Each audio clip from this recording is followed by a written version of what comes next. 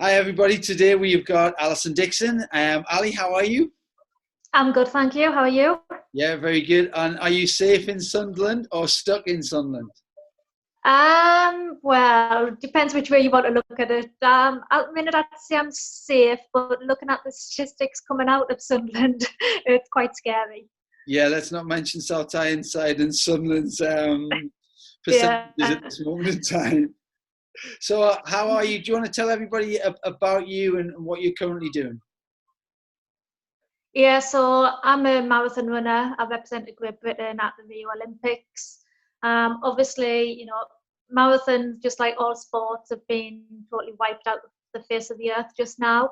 But luckily, we are still allowed outside to run. So there's no time limit on what we're allowed out there. So I'm getting the majority of my normal training done. But because of the period that we're in anyway, with no races coming up, I made the conscious decision at the start of the lockdown just to step back on my training, cut it probably by about 50% of the normal volume that I'm doing, lower the intensity, just to try and make sure my immune system is at capacity rather than training really hard and putting that suppression onto the immune system. And if I feel I need any more aerobic kind of backup or input, I just jump on the turbo in the dining room. And I am starting to get slightly addictive and a little bit too much competitive on Swift. So yeah, it's good to be finding something new in the likes of Swift, because normally I'd be on the turbo for about 10 minutes and be bored out my mind. Now I can do 40 minutes, 45 minutes without even noticing. Fab. So physically, we're still doing a little bit of work. What Yeah. about mentally? What are you doing? And we talked a little bit about Netflix before. Yeah. What else are you doing to keep yourself occupied mentally? Um, for me, when we started the lockdown, I looked at that. It's no different from being up in the Pyrenees on one of my training camps in Fontmore. I'll quite often just go up there by myself for 4 to 6 weeks. And yeah, you might go to a coffee shop and see somebody, but because I don't speak the language, you can't have those conversations anywhere. So for me, yeah, I just went, right, I'm on a training camp. It's exactly the same, just less training. And obviously, I've got my partner Ian, he's in the house, so I can actually talk to people. Got Netflix and all that kind of stuff. But yeah, there's been some tough days. My dad had to go into hospital for heart surgery, and my nana's in a care home where they've got 3 positive cases. So there's been some quite stressful days, but you just got to take one day at a time and, just keep your fingers crossed and hope for the best. Fab, I love that. So two things for me coming out there. One is changing in terms of your expectations, in terms Yeah. of what you can and what you can't do. And I think the other thing is what people tend to forget sometimes is, and when we're doing 30 days with business people, educational and sports people, and some really top sports people, is that you guys are human and you have a family Yeah. around you as well. And it's not just about running, and there's the connection to the outside world that I think everybody can relate to a little bit. Yeah, yeah, definitely. Kind of, the fact that I can still go out and run, it's a privilege that I'm allowed and I'm able to do that. My priority at the minute is making sure that the rest of my family are okay. Trying to drill it into my parents that you're not allowed to go around and see people. And they don't see, even though my dad's just been into the Freeman for heart surgery, he still doesn't understand why he can't go across to his neighbours and have a beer on a night. You're like, no, you're not allowed out the house. But yeah, you've just got to kind of, look at the things that you can control. Try not to worry about the things that you can't control. So when I'm out running, I'm making sure that I'm keeping at least that 2 meter distance. There's a lot of time I'm running in the middle of the road to try and get past people and that. And the way I'm viewing it when I am out is that everybody's got it and I've got it and I don't want to pass it on to other people. But yeah, just doing little things, setting little goals every day. And, it might be the goal that you do 10 pieces of your jigsaw today, or you watch an episode of Ozark, just little things like that, and make them achievable and just don't get worked up on what you can't do. Yeah, I love that. And I think the whole goal setting concept has to change slightly in an environment like this. And, we talk about short term, medium, long term goals. We talk about smarter goals. But I think if you just change your mindset in this moment in time and start to think about those simple things of what are my goals for today? What can I achieve today? I think it keeps us in a much more positive state of mind. Yeah, definitely. Like, it's the way you started off saying, are you safe in Sunderland or are you stuck in Sunderland? Absolutely. But that saying, oh, you know, I'm stuck indoors and I'm stuck doing this. You're like, no, you're safe. Put a positive spin on it. And it's even like when I'm preparing for a marathon, you know, you get to the last 2 weeks and everybody calls it the taper. And then there's all those kind of negative connotations starting to come out on a taper, and they said the taper tantrums and, you know, the phantom limb and that. So my last few marathons, I was like, right, let's change this. Instead of saying that I'm tapering down for something, let's say I'm peaking up to something. So you're on the increase, you're going up towards something. You're not on the decrease, coming down for it. And just little things like that. And, you know, you've got to take that in this situation as well. You know, just try and list all the positives you can out of the day. You know, yes, there's going to be some negatives come up pretty much on most day, but as long as you can get more positives out of it than the negatives, that's always going to push you forward rather than backwards. Yeah, absolutely. And you scared me when you mentioned marathon just before tantrums, because as a tennis player, I used to run maybe 2-3 yards and that was me done. But when you're talking marathons, yeah, that's just not in my remit at all. My tantrum starts as soon as you mention the word. So, Ali, you came to marathon slightly late, and then also your success as an athlete came a little bit later. Do you want to just tell me the pathway that you took and how you found marathon in terms of an activity or an event? Yeah, like literally marathon as an event, I've been immersed in it all my life. My dad was a marathon runner. So literally from the day I was born, I've been around marathons. And I've always ran from an early age. I joined the local club at 11, but I didn't start getting really successful until kind of university years. And then even then I had a bit of a plateau, a bit of a decrease, usual kind of peaks and troughs. And then eventually got my big breakthrough for my first GB International just after my 30th birthday. So it is quite late for kind of a breakthrough to come. And then I moved up to marathon a year after that. So I was about 31, 32, I think, when I did my first marathon. And I absolutely hated every step of that first marathon. Went into it far too cocky, thinking 6-minute mile and was dead easy. Got to like 16 miles and discovered that it's not easy at all. But yeah, I wanted to enjoy the marathon. So I went back and I did New York in that autumn and absolutely loved it and never looked back from then. And made the Olympic Games at the age of 36. Ran World Championships at the age of 38, and then just back in September last year ran the World 50-kilometre Championships, won that and broke the world record at 2 weeks before my 41st birthday. So yeah, it's kind of like a fine wine, get better with age, but it's now starting to catch up on us. So I love that analogy, and I've used it twice. Well, it's been used twice recently. I'm talking to, within this series, a Premier League football player, and he said the same thing. And I said, well, I'm not sure I'm like a fine wine, although as I get older, I start to drink more fine wines and behave like one. So I'm glad that you used that analogy as well, because maybe the wine industry might start getting involved in these calls too. But red wine's good for dispersing lactic acid. Great, I love that. Friday night, it's wine night, red wine night tonight as well. So with that in mind, I think also when I'm talking to the Premiership football player, one of the things that we talked about, and I think that's probably also relevant for you, is what made you continue? Because actually a lot of athletes, they'll get to 18, 20, 22, 24, but then after that, if there hasn't been that success, if there hasn't been that international success, or you can't see the pathway, what made you continue when it's such a hard slog being any performance athlete? Yeah, for me it was just the pure love of the sport. Like I say, it's in my blood, and I just love being out there. I love the freedom of running. You know, long distance running is the true, you know, you can go out, a pair of trainers, and you can just run wherever you want, whenever you want. And yeah, just that love of it kept us going. And there was a lot of times where I thought, you know, I'm not going to achieve what I believe I'm capable of. I still believe that I haven't achieved everything I'm capable of. But it was just that love of the running that drew us back. There was 1 or 2 times after Commonwealth Games in Glasgow where I had to sadly withdraw.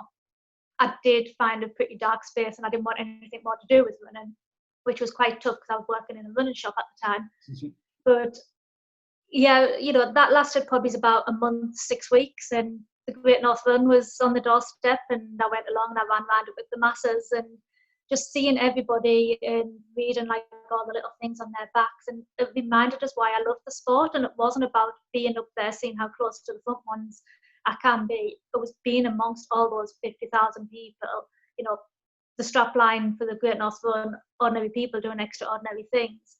And it's just that love of the sport that's kept us going. And I've always said, being good at it has been an added bonus. Even if I wasn't as good as what I have been, I would always continue to run. And, you know, even when I retire from international scene, I'll still do a lot of the local races, and I'll probably continue running until the day I die.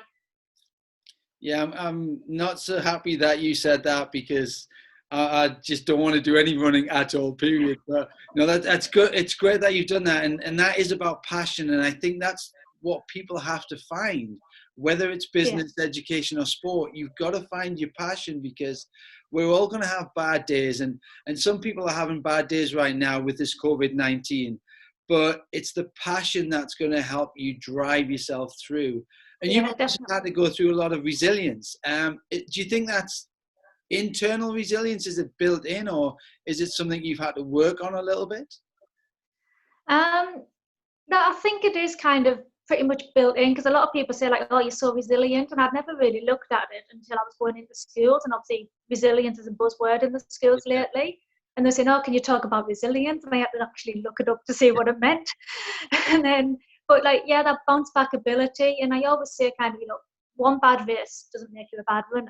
It's how you come back from that. And like I say, Glasgow Commonwealth Games in 2014, I had to stop at 14 miles because I tore the ligament in my ankle.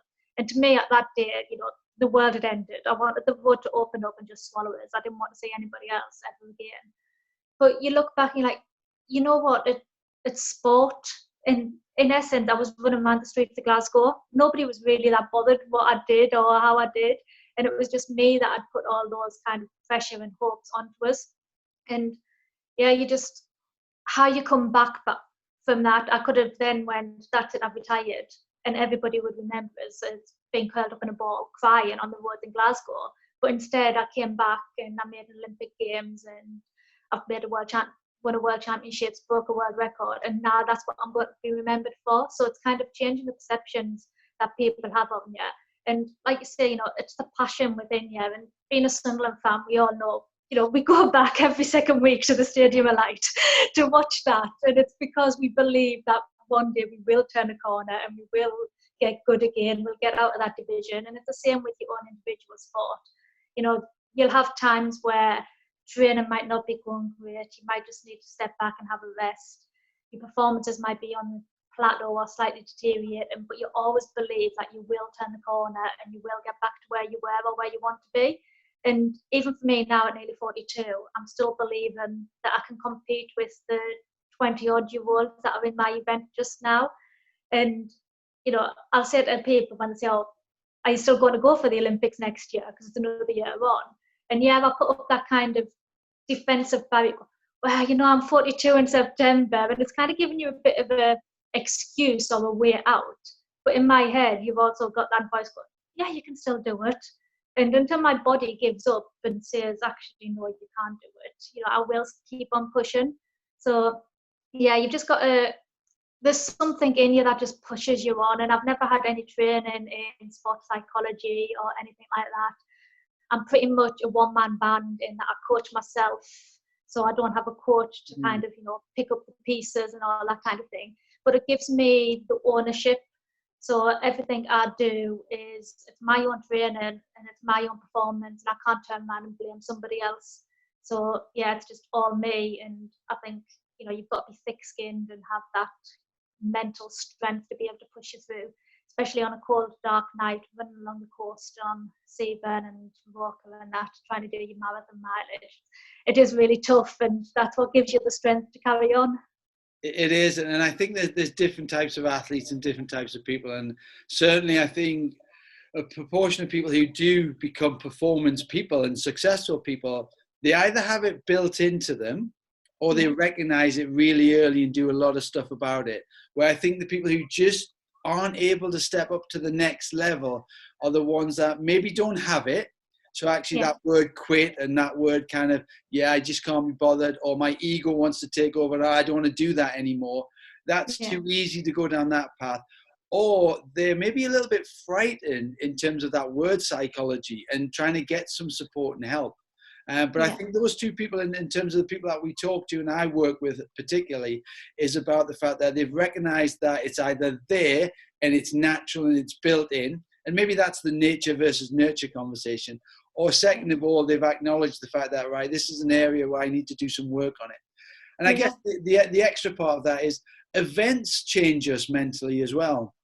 So the event you were talking about in Glasgow, that gives you that internal stimulus to be more resilient. You don't need to go to the dictionary to work it out, because actually the event itself created the emotional connection that allowed you to become more resilient and to be more driven to overcome that.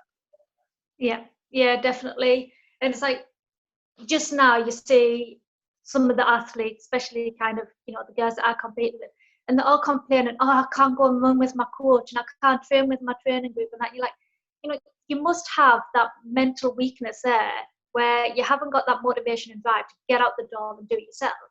And, the big thing with me, I do probably 99% of my training by myself. And I know come race day, there's nobody going to be holding my hand, pulling us along. So why have that in training?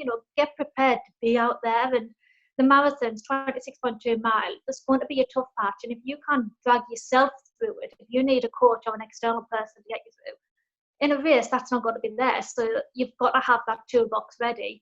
But it's just kind of, like you say, events will happen to you, and it might be during your sport, or it might be kind of life in general. So around about this time last year, we found out my uncle had cancer, pretty much given weeks to live. He lasted 10 days. And then it's little things like looking back and saying, the pain and suffering that he went through in those 10 days, I can do it for 2-3 hours running a marathon, because it's nothing compared to that. I'm an ambassador for St. Benedict's Hospice, and you look at the patients and the families, what they're going through. And again, it's bringing it back to, at the end of the day, I run. I put one foot in front of the other. The outcome of it might mean a lot to me, but in the general scheme of things in the whole world, it means nothing to most people.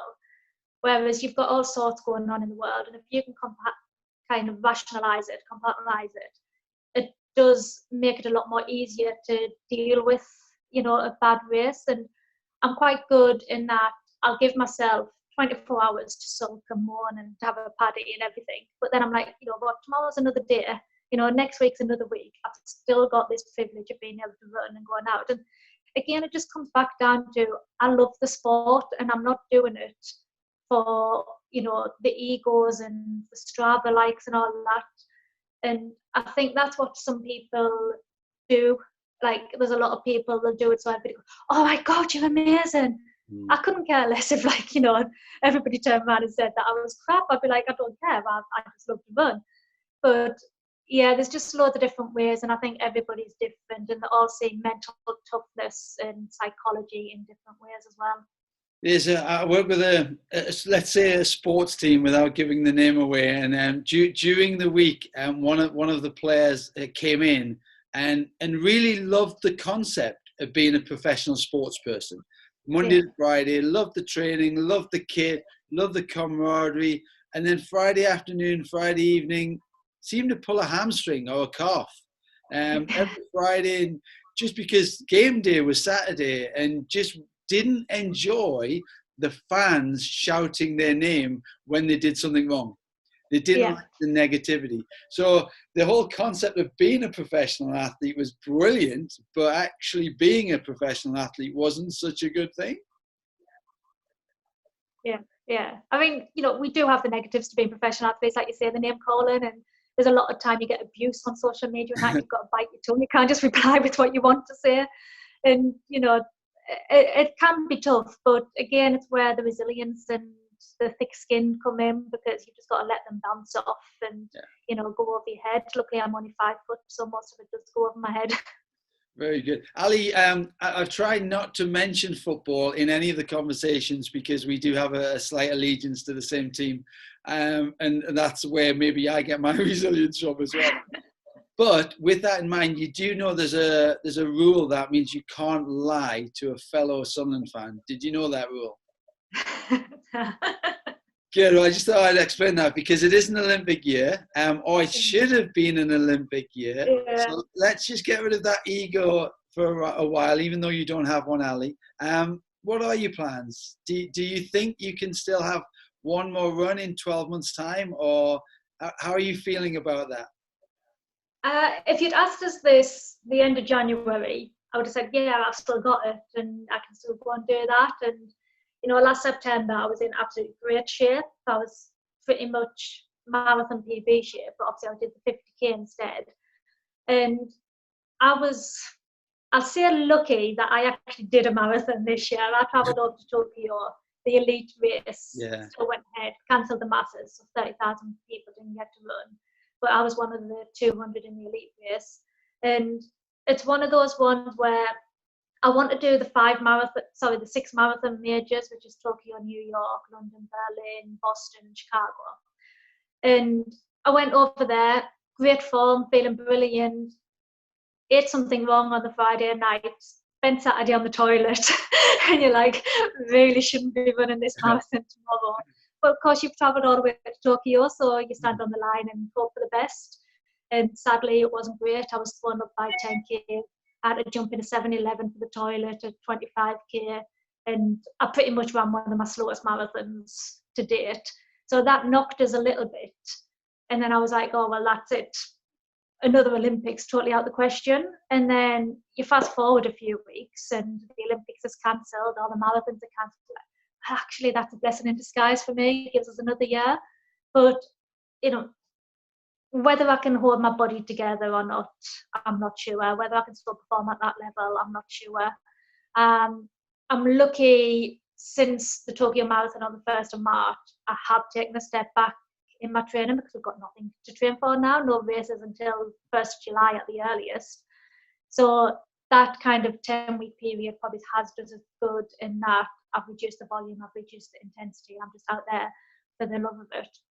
So yeah, when everything opens back up, I'll see what happens. My plan was that I was going to do Chicago in October. Can't really see that happening now. You know, even if the race goes ahead, I'm not too sure about travelling up to the States just yet. And then, yeah, we'll see what happens. Play each day by as it comes and never say never. Yeah, so the plan was to do Chicago, but whether that race goes ahead this year, you know, that's another thing, and whether I fancy actually travelling transatlantic in the current climate. But I'm taking every day as it comes, and my big rule of thumb, which I've always went with, is never say never. You know, don't put limits on what you can do and what you can't do, and just see what happens. Good. Well, you certainly didn't lie to me as a fellow Sunderland fan, so I guess we'll take that and we'll just keep an eye out and hopefully we'll see you there next year. I've got more chance of making the Olympics than what Sunderland are getting promoted. That is very true. So had a great running career, but you also do a lot of other things as well. So I wasn't sure whether I should introduce you as Wonder Woman. So where did that come from? Yeah, that's something that's kind of like been kicking around since 2015. And it started off with a joke between myself and Paula Radcliffe. She was preparing for her last ever London Marathon. And she was having a conference call with Nike about what to wear for the race. And I just jokingly said, oh, you should dress up as Wonder Woman because, you know, world record holder, you basically are Wonder Woman. Don't be daft. I was like, well, you could like sign up with another world record for the fastest superhero. And we looked it up and everything, and it was 2:47. But she was a bit worried that she might not get it and then look a bit of an idiot running around dressed as Wonder Woman. Yeah. So it fizzled out on her doing it. And then, like I said earlier, my uncle died of cancer last year. My granddad and my cousin were also looked after by St. Benedict Hospice, and I'm an ambassador for the hospice. So I said, right, I'll run the Great North Run. I knew I couldn't race it because it was only a week after I was doing the 50-kilometre World Champs. I was like, but me asking for sponsorship for running a half marathon, everybody's got to tell us where to go. Like, you know, you do it every day. I'm not giving you any money for that. So I said, right, we need some sort of gimmick. Let's see if we can break the world record for superhero. And when I applied to Guinness World Records for it, it was 1 hour 43, which I was like, not sound cocky or anything, but I was like, yeah, that's fine. I can pretty much walk that. By the time it actually came to the day of the competition, about 6 weeks beforehand, I got an email from them saying, by the way, a lass in America's just broke the world record. It's now 124. I was like, that's a big difference. Bearing in mind, 6 days beforehand, I'm racing 30 miles. So, yeah, I did like the 50K, didn't run a step from literally crossing the finish line in the 50K to start in the Great North Run. And because I put in like so much around it, so much publicity and everything, and I've got friends in the BBC and at the Great Run and everything, they wanted me centre of the start line on the celebrity side. So obviously 50,000 people queued up behind us. The gun goes and my legs don't. And I'm like, you can see on the BBC I do this stutter. And I'm like, no, you've got to move. You've got to get trampled. But yeah, I ran around that and absolutely loved it. Probably ran kind of faster than what I needed to. But the crowd and everything, you know, you've done the Great North Run yourself. Yes, Ali, I did. Yeah. But you know, it's on my doorstep. It's on my doorstep. I'm involved in That's what I sport. You thought. have to do it at least You've once. got to do the Great North Run. The crowds are amazing. They just push you along. And I ended up running, I think it was 1 hour 18, so comfortably underneath the time. I raised over £5,000 for the Hospice and got myself a second world record in 7 days. So, brilliant. Yeah. Really well done. Yeah, I did it once, and I did it for the Children's Foundation after being coerced into doing it because I wouldn't do it for the sake of doing it. I said, let's do it for charity. And I did it with my wife now, as she wasn't at the time, she was my business partner. And we were in for 140 to come in at 140, which for me is ridiculously good. And a mile just coming up past the Nuke shops, she snapped her foot again. And you know, Trish used to be a runner anyway. So her plantar fasciitis went again. So we literally almost walked the last mile and came in just on the 2 hours, which is still a relatively good time. And she will hate me saying this on camera, but as we crossed the line, because I decided to walk with her all the rest of the way, she was going, no, you've done the training, you run it, finish off. And I was like, well, I'm not going to do that.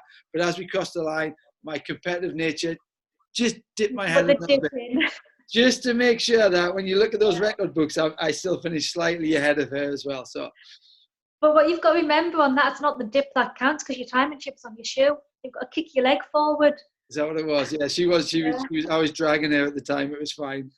So one of the things which also comes out with really successful people, whether again business, education, sport, is this ability to want to share, and wanting to share these 30 stories over the next month for me is something that I thought we can give back at this moment in time when people are either safe or stuck in houses.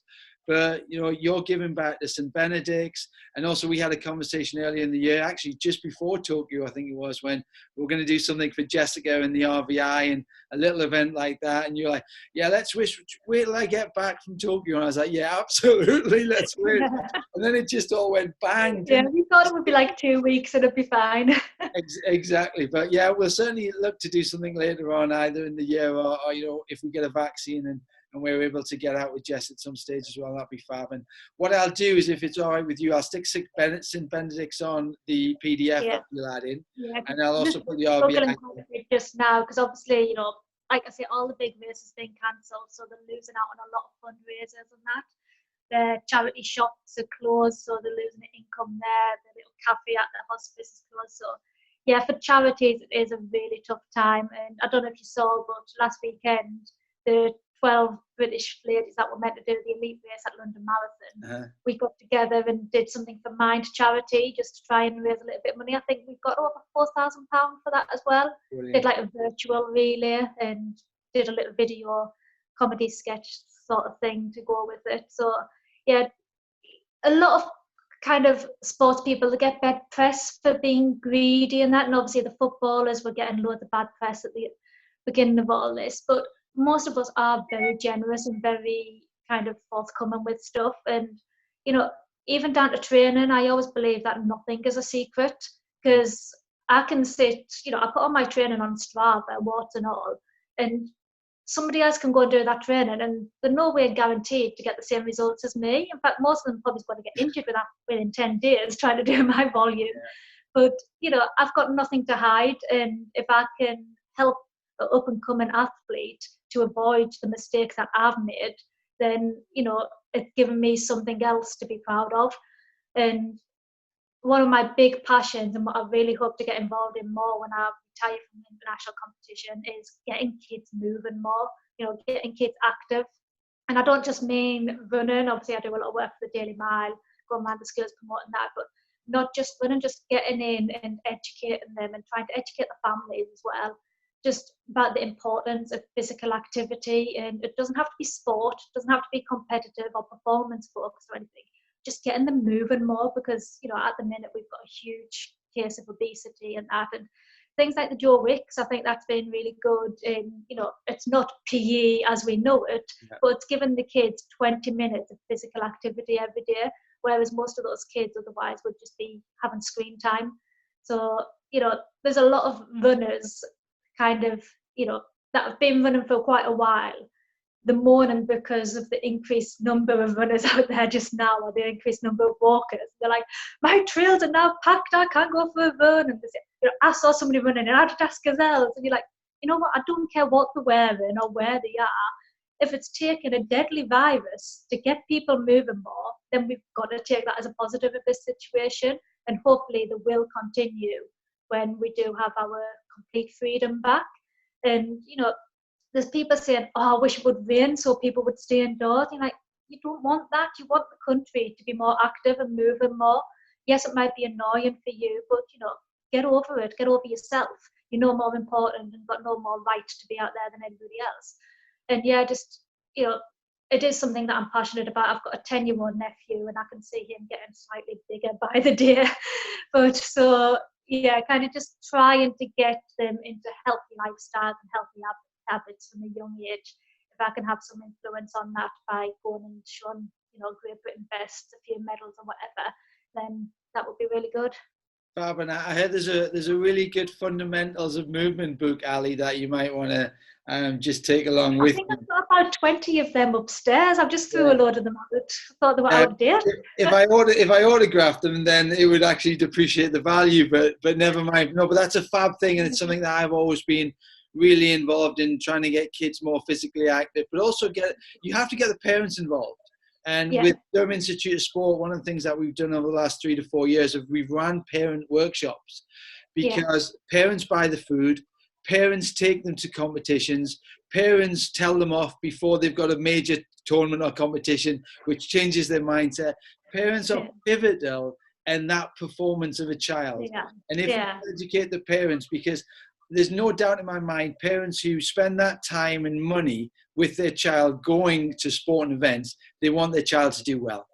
They just maybe a little bit more enthusiastic. Yeah, I've been really lucky. My parents have always been so supportive, emotionally, physically, financially. And if it wasn't for them, I wouldn't have achieved anything that I have done. They've never once been pushy parents. Everybody says, oh, you did marathon run because your dad's a marathon run. I was like, well, actually, no, I wanted to be the opposite to him. I wanted to be a long jumper when I was a kid, just so that I wasn't compared to my dad all the time. But my dad never once pushed us, he never was like, go and join the club and go and do this and go and do that. And, every time I race, even now at 41, my mum will text us if she's not there. They come to most of my races, like they've literally travelled the world with us. But the first thing she always asks is not like, how did you do? Did you win or anything like that? Are you happy with your performance? Yeah. And as long as I turn around and say I'm happy, she's fine. If I say I'm not, she's like, oh, well, okay.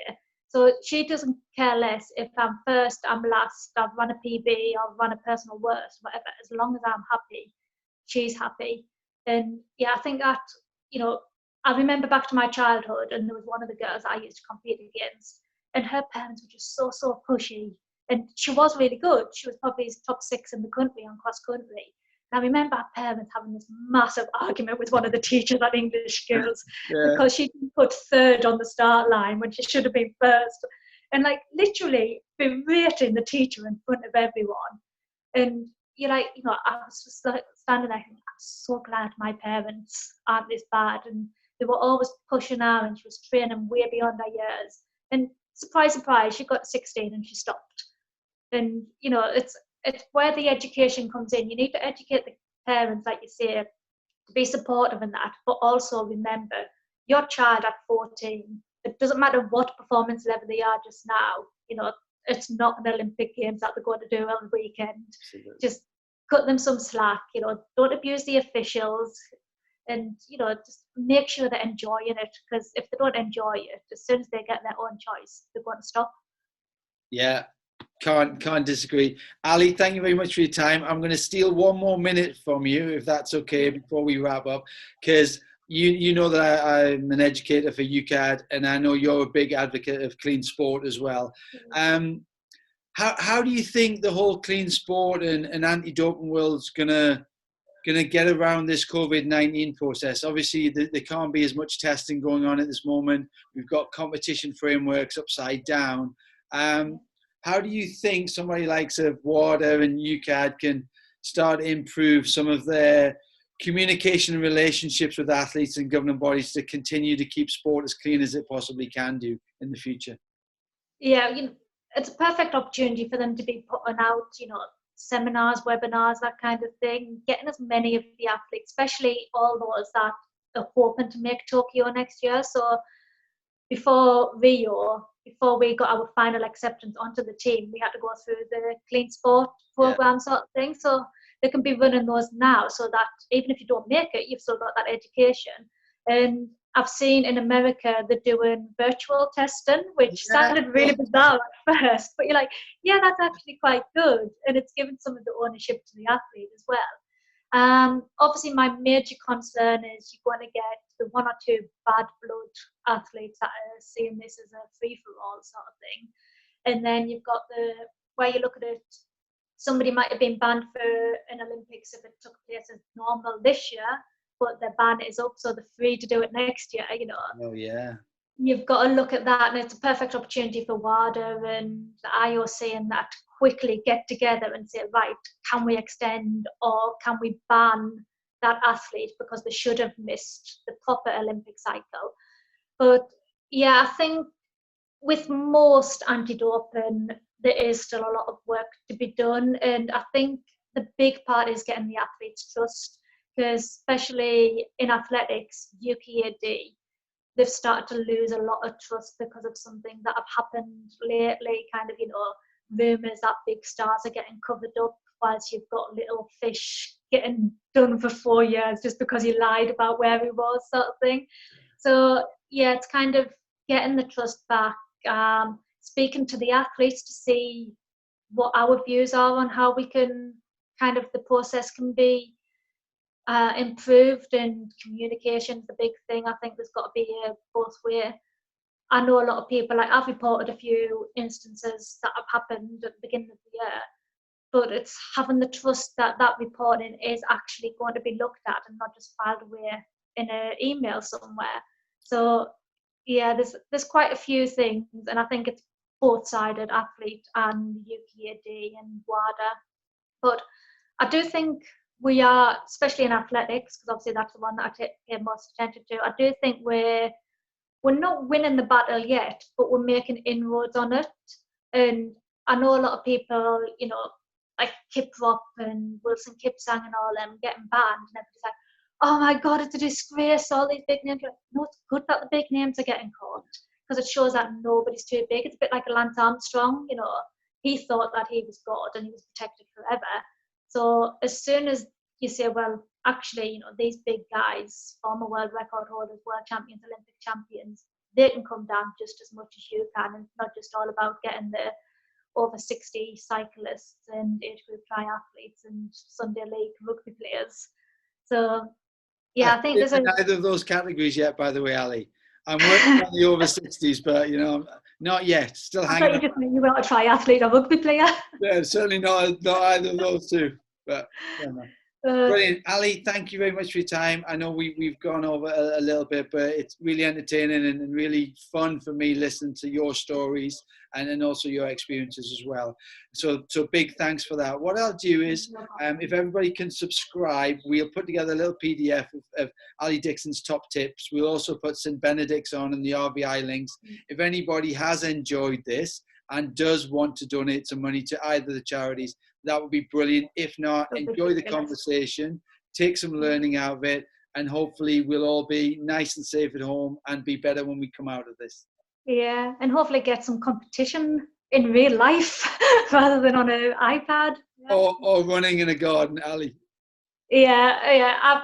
I'd draw the line at running in a garden, but it's understandable how you are. Thank you very much for your time. We'll speak soon. No problem. Thanks. Bye.